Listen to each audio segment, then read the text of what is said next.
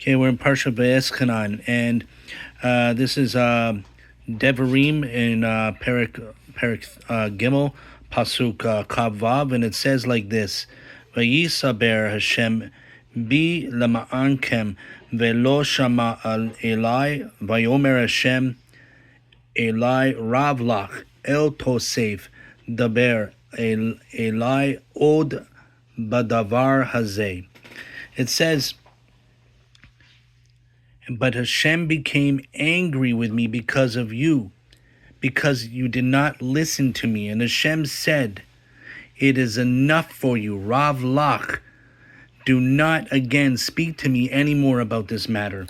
And so this is Moshe requesting to cross into Eretz Israel. And he desperately wanted to come into Israel because this was so that he could bring redemption. You see, Va'eschanan is the gematria of 515. And the rabbis say that if Moshe prayed one more time, Hashem would have had to let him cross over. And why did Moshe want to be into the land so much? Because he wanted to build the Beis Hamikdash. The word Lebanon even hints to this as we read through the Parsha, and it hints to the Beis Hamikdash. And if he did this, then he would have brought total redemption. Now, the Midrash mentions about this verse and says that Rav Lach, these words weren't really necessary, but they're here, Rav Lach, where Hashem says it's enough for you. And the Midrash goes on to quote Mishlei, chapter 18 of Proverbs, verse 23. And it says over here, Tachununim yadaber rash ve'ashir ya'aneh azos. It says, the poor man speaks beseechingly, the rich man answers is harsh.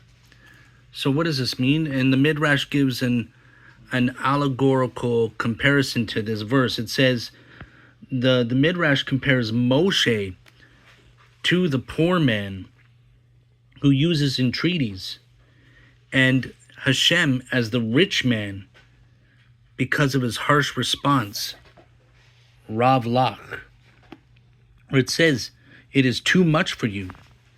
And Hashem says, do not continue to speak to me about this matter. How does the Midrash justify describing Hashem in such a way? Well, we eagerly anticipate the ultimate redemption through Mashiach. And he will be a descendant of David HaMelech, whose ancestors are Ruth and Boaz.